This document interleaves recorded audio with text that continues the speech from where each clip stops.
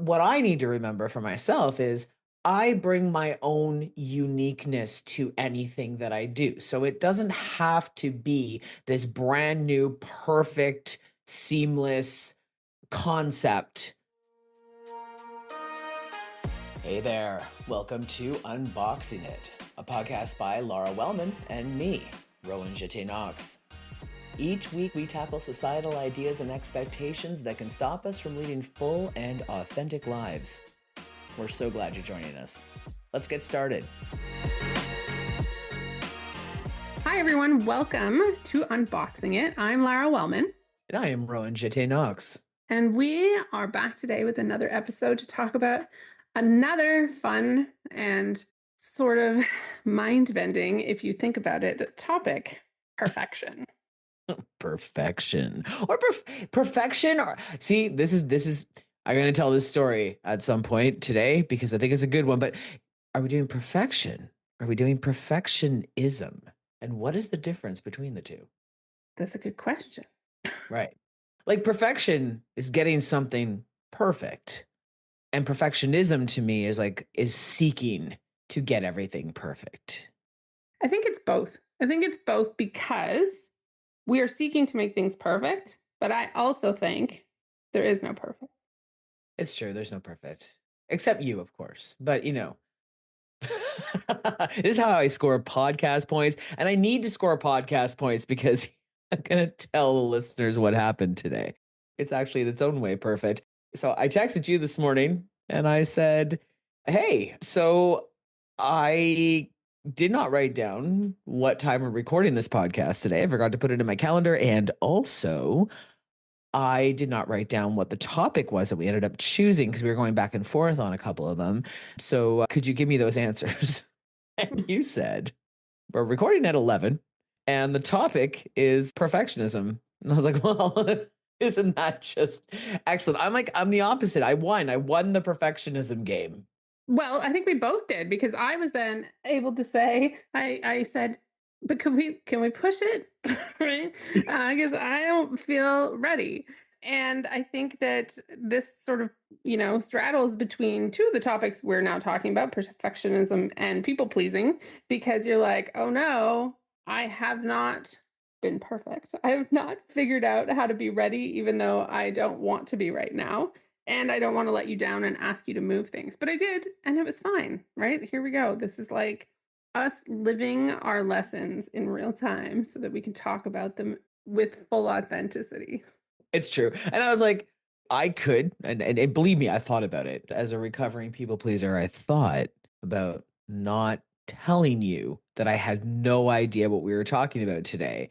And I was like, I have media training. Like, I can just go in there and not know what I'm doing and then wing it, which can work out pretty well sometimes and kind of only sort of well other times. But regardless, if you don't see the shock look on my face, you're just going to be like, all right, cool. So he's not as prepared, but he did know what we were talking about today. But I definitely did not. I had no idea. And it's funny how hard we are on ourselves, right? Like as adults, we have 50,000 things to think about every week. And I don't even think I'm exaggerating, especially these days. There's so much going on. Everything is moving so quickly. And yet, we're still focused on this idea of getting it all right all the time. It has been pervasive in my own life for sure. So let's jump right into the whole topic, because this is one I like to talk about often. It's one that has come up very regularly for me as a business coach, talking to people, helping people move forward in their business, because perfectionism is the kind of thing that holds us back, right? So when we are trying to make sure that we are doing things, quote unquote, perfectly, we often don't think we've achieved that. And therefore, we are never ready to start, right? So it's one of those things that it's not like, well, it just means that what I do is really high quality. What it more often than not means is that that great idea you had never actually comes out into the world because it was never perfect enough. And so realizing that perfection and the desire to be perfect is not actually helping you, which is what, your like brain is trying to tell you. Like, I'm just trying to do a good job. Leave me alone. Like, why wouldn't I want to do the best possible thing? What it's actually doing is just having you stand in your own way from actually trying things, doing things, experiencing things. What do you think is the main driver behind perfectionism? Like, what is the core emotion that you think most people are feeling in those moments? I mean, again, everybody's different, but for most people, it's the fear that they're not going to live up to whatever thing it is they're doing, right? That somebody's going to judge them, that they're going to be told they didn't do a good job, that somebody's going to think somebody else would have done this better, that somebody's going to think, I knew you weren't very good at. And it could be anything. It could be how you're speaking, it could be that you make grammar mistakes, it could be that you feel like you haven't lost enough weight to look good on camera, right? There's so many things, but it's almost always a matter of if I don't do it well enough, people won't like it or people will criticize it. Yeah, yeah, it's fear. It's just fear. That's what came to mind for me as well. Like whenever I start getting obsessed with this idea that everything has to be perfect, it's fear of letting myself down, fear of letting others down, fear of whatever creative endeavor that I'm taking not being well received. And I would have to really think hard to come up with a number to go on what you were saying earlier, to come up with a number of projects that I abandoned before I even started them because I immediately would go to, well, this has been done before, right? Like somebody else has already done this before. Or I would immediately think of somebody else who does something similar to what I'm thinking of. And I'm like, well, they do it so well. There's no way I could do it that well. And what is even the point of trying? And so I think comparison and perfectionism can really play into each other for me. Yeah. And the thing I always want to remind people is just because something can be even better than it is now doesn't mean that what you're doing isn't good. What you're Mm. doing can be good. It can have value. It can be great, in fact. Can it be even better? Maybe, but there's almost always something that can be better and something that can be worse than whatever you're doing, or something that could be just completely different and it's not in the same, category of things. So just because it can be better doesn't mean you need to wait. And most of the time, until you start actually doing the thing, you're not going to get better. That's the hard part. That's the hard part is I mean, for anything, I remember just starting to make reels or TikToks or something, the idea of broaching video of it felt very intimidating because what I was watching, I would see all these very skilled professionals and I had to remember that they became skilled professionals because they started where I was. And when I say skilled professionals, I'm not talking about somebody who works in, film and TV. I'm talking about somebody who does this type of social media. I hate to use the term influencers because I think influencer, it can mean a bunch of different things. But, say influencers who started with the idea like, I'm going to do these videos. And I'm now watching them, 5, 8, 10 years later, some of them. And yeah, everything they're putting together, it is sleek, it is sexy, it is edited so well, and the lighting's really good, and, they don't miss a beat in what they say, and when you look at that, and you're right at the start, it's like, well, what on earth would I have to offer? And I'm not like that, I can't do that, and their messaging so on point, and I don't know what I'm doing, but what I need to remember for myself is I bring my own uniqueness to anything that I do. So it doesn't have to be this brand new, perfect, seamless concept. I think that's virtually impossible now with billions of people on the planet and most of them able to share their ideas in some way, right? I think that we do a disservice to ourselves and honestly others when we don't take that leap out of fear of not being perfect at it. Yeah. So there's a whole bunch of things I want to say all at once. This happens to me a lot. But number one, when we are authentically ourselves and saying things in our way, we are probably reaching people who needed to hear it in just that way, in just those words, with just those anecdote. Doesn't matter how many other people heard it. It doesn't mean that you can't impact somebody and give them value in the way that you're saying, presenting it, and talking about it. And that goes to my whole there is no perfect. And I always say that. And sometimes I think that people think that means like, so what's the point in trying? But what my point really is that we don't all think the same thing is perfect. Some people love a minimalist aesthetic. Some people, like myself, prefer more maximalist, right? Some people would like a 5-minute soundbite, and some people would like a 2 hour, 3 hour in depth podcast. Neither option in both those cases is wrong. It's different. But there is somebody who's going to be like, oh my gosh, why is this so long? And somebody else who's going to be with the short one be like, how am I supposed to get anything from this if you don't go more in depth, right? Because there are always people who are going to want different things. There is never one thing that is going to be perfect for everybody. And what that can give you permission to understand is trying to make something perfect for everybody is not possible. It's simply not possible. And therefore, if you can just let go of the fact that that's a thing you're trying to achieve, something that everybody is going to think is perfect, then you can just lean into the thing you want to do. You can try different things.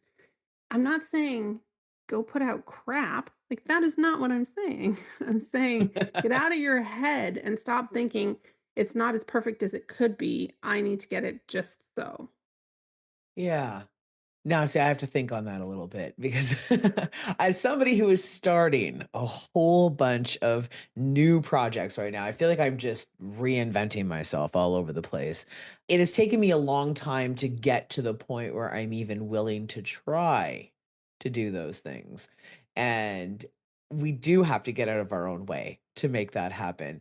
And I want to go back to the idea of people pleasing and how much this impacts our need, our quest for perfectionism, if you will. Yesterday, I invited friends over for dinner and I make bagels. I've been making bagels forever Mm. and I enjoy it, if I'm in the right mood. And yesterday I had some time and so I thought, well, I'll make some bagels and we'll have sandwiches. I'm just gonna do something really, really easy for dinner, just some sandwiches, like some bagels, and that's that. And then I thought, uh-oh, like I think I was halfway through the bagel making process and I thought, okay, but what if some of the people don't like bagels? So rather than just order some stuff at the store or go to the store and get like some bread or no, no, no, no. Now I also had to make buns because the idea of disappointing anyone who didn't like bagels, and also like if I was going to make bagels, why wouldn't I make buns? So this really simple idea that I had that would have been just fine with everybody, I'm sure, turned into me running around the kitchen on my feet. My old man back is like sore as can be. And I'm trying to just like get everything perfect. And then I had to, of course, then I had to take pictures of everything, for the gram. And I did that too. And I had to stop at one point and go, Rowan, like, why? The whole point is that people want to come over and hang out with you. They just want to come over and spend time with you. Why are you going out of your way to create this perfect meal when you already laid it out that it was going to be this simple, let's just all hang out together thing? Perfectionism is it's taught. We learn a lot of it from our childhood. A lot of things go back to childhood, but I think we learn a lot of perfectionism maybe by watching our parents do the same thing. Like I can't tell you how many holidays, we would have Christmas and my parents, I mean bless them. They had 4 children. I was the eldest, and then they had me, and then when I was 8, 10, and 12, they had my sister and my 2 brothers. And my youngest brother has Down syndrome, and he was very high needs as a baby and a child. And yet my parents insisted, like, we're going to host Christmas dinner. And it was absolutely the most stressful day of the year. Like, after we opened gifts in the morning, it was just because I guess, it was this idea of having to have the house perfect and the meal perfect and us all looking perfect. And I just remember it being this unenjoyable thing because we tried so hard, I think, from my young perspective, to have it look great when people walked in the door, instead of what it actually was, which was this chaotic disaster train of a very loving family doing our best. But like, the house was never that clean. And the meals were never that put together. And we were never that put together as people. But this was what we projected at the door once family showed up. And you take that, and I think that's a lot of families, and I think that's a lot of situations. That's not abnormal. And like, no disrespect to my parents, but this is the type of stuff, the setting that we create in our families. And I have done that to an extent with my own family life. I brought that into my family life and then outwards into everything else that I do. It is so hard to unlearn. Yes, it's an awful lot of pressure. And the other thing that I think that happens is that we don't pick and choose, right? So in reality, each family, each person has different things that they think are really important, that they do well and that they want to do well. And that's like just part of how they're creating a life. But then we see the other people who are like, wrapping their kids' bedroom doors in the morning for their birthday. And like, there's like a balloon avalanche when they open their door. Have you ever seen any of this stuff? Like, there's Oh, yeah, I sure all have. these things people do. And you're like, for my kids, for my spouse, for my parents, for my friends, I need to always be trying to do the very best to make sure that they know that they're loved, that I've created a good experience for them, that I've created a childhood full of memories. And there's this, so we took our kids on a cruise when they were quite little, and my twins were not quite 4. And it's I like, need to stop you there for a second. I need to stop you there for a second. You took your family on a cruise when you had 3-year-old twins. First, I need to know why. it was a really good deal. I'm just imagining the chaos of this. And we drove to Florida. No. Yeah, we did it. Created this beautiful experience, amazing memories. And my daughter, who's about to be 16, but who was almost 4 at the time, has made it very clear that the only things she remembers from that trip are, one, the hallway outside the elevators in the cruise ship, and that we took a yellow taxi cab. Great. Money well spent. That's it. That's all she remembers from the trip. That being said, I think she has great memories of the fact that we took a trip, but like, we have so much pressure that we put on ourselves to create all of these incredible memories. And how am I going to make sure that they had a childhood that was worth remembering with all these magical moments? And like, they're not going to take what you think they're going to take from it. They're going to feel more cherished and loved by the little things than necessarily the big things. You don't need to do everything. You don't need to see what other people are doing, the whole comparison stuff that comes from social media, where you see that people are, making their kids' favorite meal from scratch on their birthday. And then some other people are like wrapping up their door, and some other people are doing something else. And then now you think you need to do all of it or else you're not perfect. Like the pressure we put on ourselves grows and grows and grows to unrealistic proportions. And then the only acceptable way that we can see ourselves is as having failed. It's true. It's true. I don't want to stay on the kid thing too long because not everybody has children, but my children, I just narrowly avoided the elf on the shelf phenomenon. And I gotta tell you, the idea of having days upon days of every single day that elf has to be in a different place, doing a different thing. And, it's like that'd be creative every single day. That is pressure that nobody needs. Like, if you're all having fun with it, great, do it. Outside of that, though, wow. Like, I know me. I not me now. I've definitely grown a lot as a person. Clearly, I took no notes for this episode. I had no idea what time we or what we were talking about. But I may have gone too far into my perfectionism recovery. But I know that me a few years ago, if Elf on the Shelf would have been a thing, I would have felt compelled to do it. I would have felt like I had to do it because, yeah, what if my children didn't grow up with that? And it's funny, because I think as adults, we might put a lot of emphasis on those things, like you were saying. And all you have to do is just ask your children, hey, do you remember what you got for your birthday last year? And most of the time, I mean, they might remember one thing. Ask them what they got 3 years ago. They have no idea. But they can't if they can't remember that, then maybe that isn't as important as we might think it is. My kids remember things like one year we had a dance party for one of our kids, and we made a playlist and we had a candy bar. And they don't remember anything else about that party except that their friends came and they had a really good time and that there was music, you know? I mean, that was pretty much it. And yeah, I mean, that did not take a lot of planning. It did not have to be perfect, and it was actually fun to do. So, may we all think of my child's dance party when we're when we're thinking of recovering from perfectionism.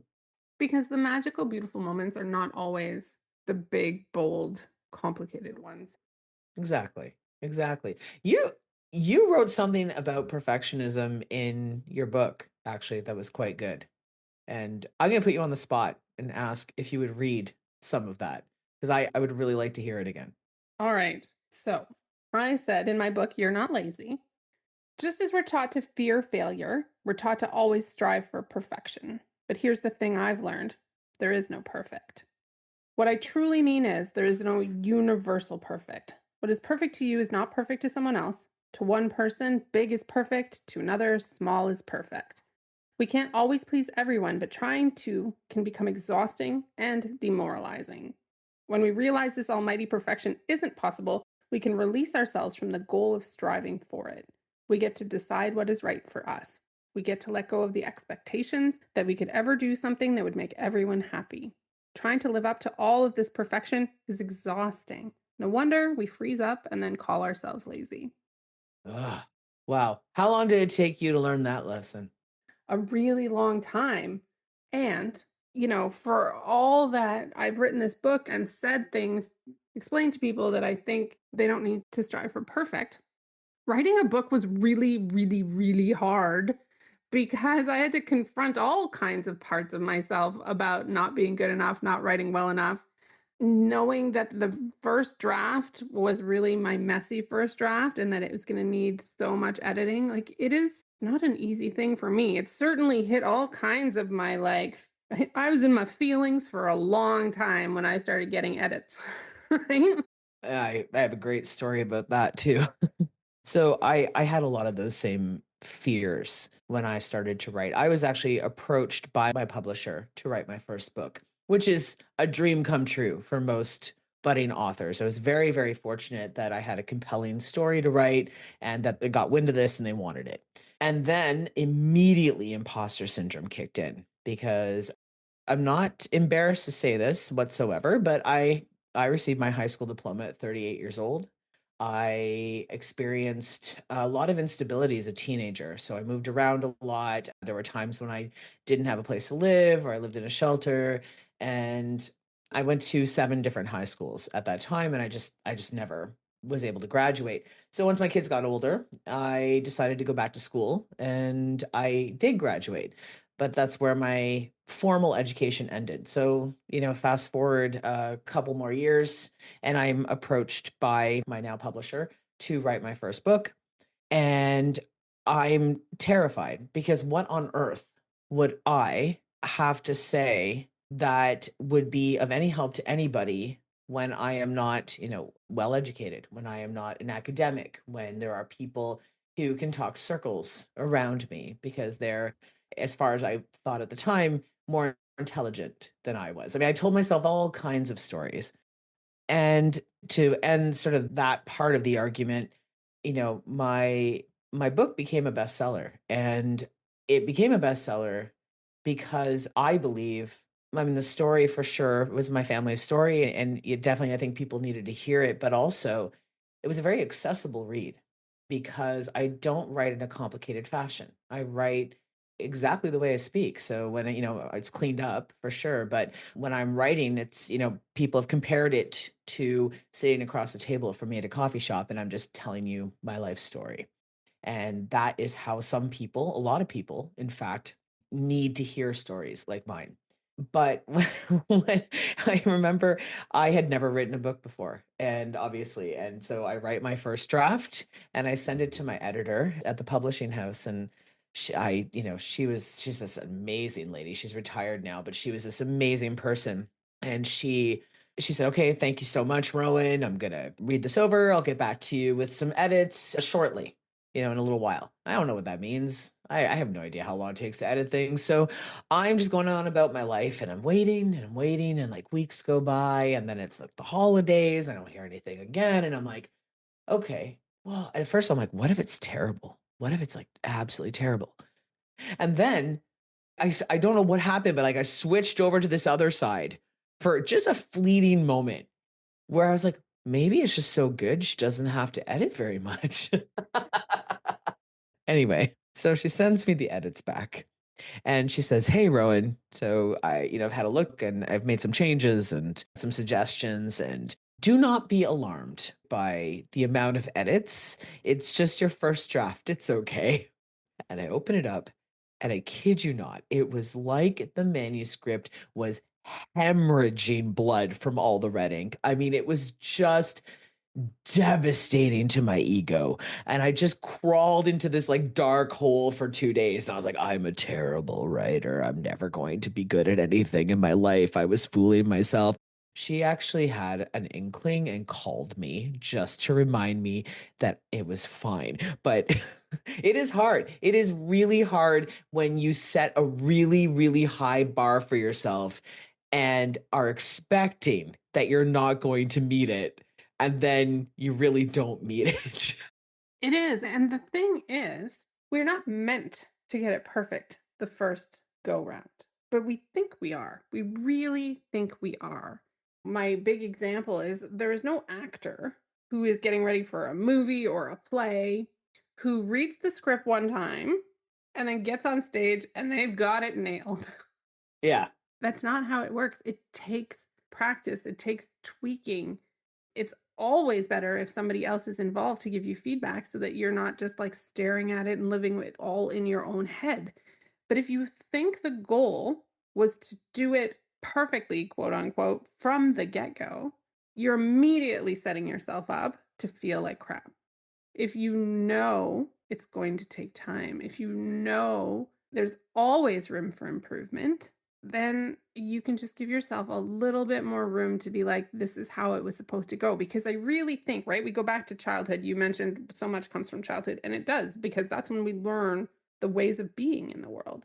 And when we go to school, we are taught that getting perfect grades in school is the best thing ever, and failing is the worst thing ever. Like, we are taught that you are meant to do things exactly 100% right if we want praise. And we are going to be scolded or told we're not good enough if we fail, which makes us afraid of trying things we think we're going to fail at, and makes us really judge ourselves if people don't come back with 100% great job, no notes. it's true. It's true. I actually think school can be a detriment in another way as well. And I'm borrowing this thought from somebody else, and I heard it years ago. So I apologize that I cannot remember who said this to me or where I heard it. But there is this idea with school age children that they are supposed to excel at everything, every class that they take. They're supposed to be good in languages and math and science and sport and art and. And if they're having a struggle, if they are having a hard time in one of those subjects or two of those subjects or three of those subjects, that is seen as a failure. It is seen that they're not working hard enough, right? And find me an adult who is good at everything. Find me an adult who is good at languages and math and science and sport and art. And, I mean, you're not going to find that person. And so we immediately set children up to feel like they're not enough right from the get go, unless they are that rare child who does happen to excel in all those classes for some reason. But most of them as adults will tell you that they lived under so much pressure, so much anxiety all the time. And, it costs them a lot in other ways. So I wish that we could allow more room for exploration. I wish we could allow more room for failure. I wish we could allow more room for what does not getting it right once or twice or always even, what does that teach us? Because we grow in challenging circumstances as human beings. We don't grow when it's easy. We don't. And so this quest for perfectionism, I believe, can be a disservice to us. I said the other day, I get a lot of hate on the internet because I'm very public about being a trans person. And that is enough to get that kind of hate in this age of divisiveness, I guess. And one of the things that I get a lot as a trans man is that people say, "You're not a man, you're just an ugly looking woman." And I don't believe it for a second. I think that's such a silly thing to say. But I used the term when I was talking about this the other day. I said, "I'm not an ugly looking anything. I am joy forged in fire." And I think that that is the lesson that I've learned from realizing who I am, what my shortcomings are, that I'm not going to get it right all the time, that there is no perfect, that I'm just sort of perfectly uniquely me, and that's okay. And that has brought me a lot of joy and a lot of peace. And at this point in my life, I'm too old and too stubborn to let anyone take that away from me. But I'm glad I learned it. And I think if we can all remember that, because a lot of what we're taught is perfect, is really just being able to do the thing other people want us to do, right? Be the way that other people want us to be. Here are the rules we've set up that are most convenient for us. Go be that. And if you don't achieve that, then you've failed. And when you understand that so much of perfection is just being able to regurgitate back to people versus really figuring out what you're good at, how you're good at it, and going that way, it can make the world of difference because innovation doesn't come from regurgitating somebody else's stuff. You have to be willing to try something that might not work in order to find something new and different. And that's going to help people in a different way, right? Going a different direction has risk, but it also has the potential for a lot of payoff. We need to not be afraid of the fact that some things might not work. And we need to not attach our value to perfection because that is just so easy to fall down this, like, I'm not good enough slope when you're measuring yourself up against the wrong things. I think I learned a lot of that through transition, actually. There was a reckoning I had to make with myself when I realized that I needed to start testosterone and move into this space of manhood. And I'm watching as a newcomer to this space the various ways that men try to tell other men what the perfect man is, and the perfect man means totally different things to different people. There's the alpha male bros, and like, you got to go to the gym, you have to be fit, you have to treat women like possessions, you have to be successful and drive a sports car, there's that idea. And then there's this other idea of you have to be this really educated banker business bro, and et cetera, et cetera. And you don't stay attached to women. And I'm watching all of this, and I'm thinking, I don't want to be, nor am I either of those things. I am this interesting, I was gonna say weird, and I don't think weird's the right term. You can call it weird. I don't think that's a bad thing, but like, I'm this interesting collection of experiences, including having given birth 3 times, of having traveled in women's circles for a very long time, and a whole bunch of other things that make up who I am. And if the epitome of manhood is any of those things, I'm never going to meet them, but also nor would I want to. I'm not interested in that. There is no ideal man. There's no ideal woman. There's no ideal person of any gender, actually. The ideal is just learning to be good with who you are and doing what you need to do to feel good in that space.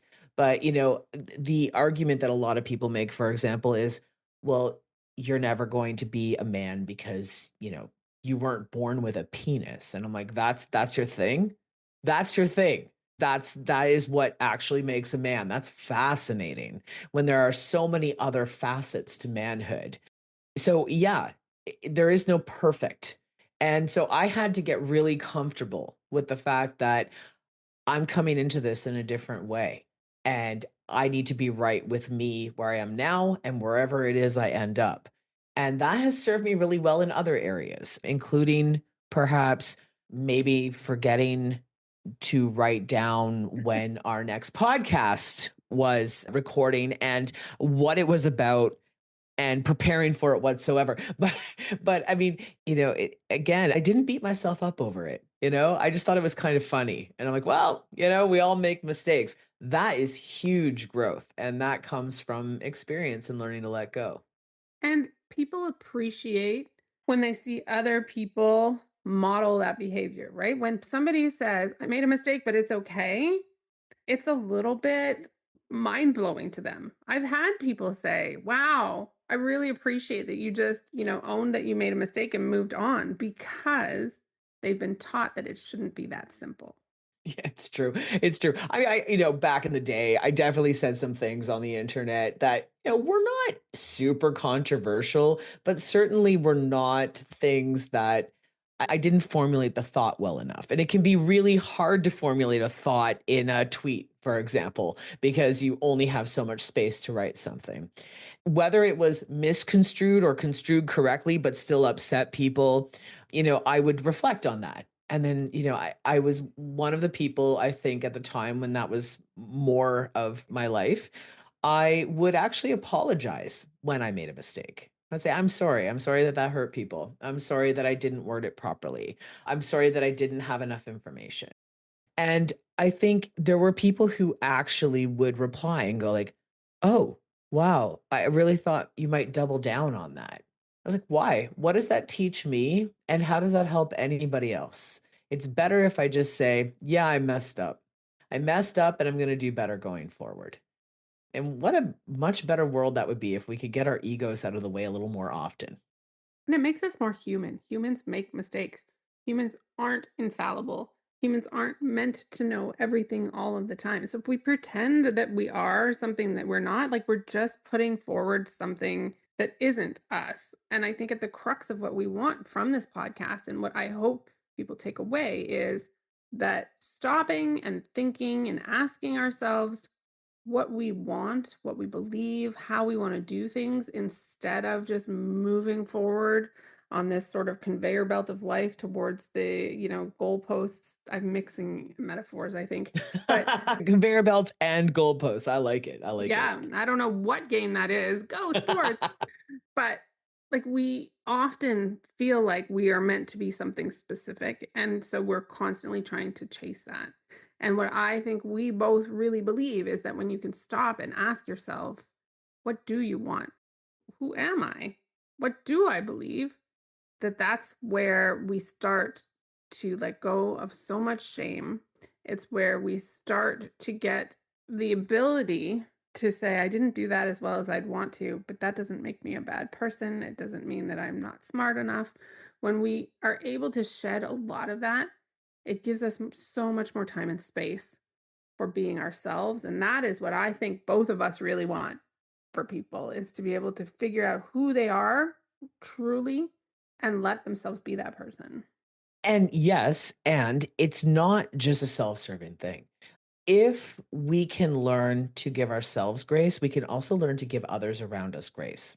Hmm. If I hold myself to impossibly high standards, I'm more likely to hold other people to impossibly high standards. And maybe they won't be the same standards. I found that when I was particularly judgmental of other people, I was far more judgmental with myself. But the more that I was able to let go of the expectations I had for me, and the more I could accept that I was imperfect and that that was totally fine and normal and okay, the easier it was for me not to hold the other people in my life and, dare I say it, people online, because wow, were we mean to each other online? Do we ever expect this extremely high caliber of perfectionism, right? We really hold people way up. If you do not meet my expectations, I will tear you down in a heartbeat because we're so detached from them. We're not in front of them, we're in front of a keyboard. The more I was able to do that, the more I could see things that maybe I didn't agree with, maybe weren't worded properly, or maybe somebody in my life messed up and, it hurt me or it upset me in some way. The easier it was for me to just forgive or give grace and move on. So it actually makes everything around us better when we can treat ourselves more kindly. 100% agree. 100%. That's perfect. No. That's perfect. Perfect. But I do think it's a good way to sort of wrap up this conversation, right? Just remember that it's not just about giving yourself more grace. And it's certainly not just about like, it's okay if you suck at things. Like, that's not what we're saying. But it is okay if you suck at things too. That's It okay. is okay. But it's not about just being like, let all your standards go. None of them are of any importance. It's, I mean, it's a lot about being more flexible and not thinking anything has to be one specific way. I love it. I love it. And I think your imperfect brain is imperfectly great. Yours too. Wonderful. And I would like to invite everybody who's listening, if you have any other topics that you would love to hear Rowan and I unbox, please come to our Substack. First of all, you can subscribe so that you get all the updates about our latest episodes, but also tell us. We want to hear what you want to hear us talk about, what you think are good topics to unbox. We're all in for talking about all the things, I think. All the things. I have an endless supply of coffee and an endless amount of text I can send to find out the next time we're recording. Perfect. Thank you for listening to Unboxing It. We're so glad you did. If you like what you heard and you want to help us keep making episodes, please leave us a rating wherever you heard this one.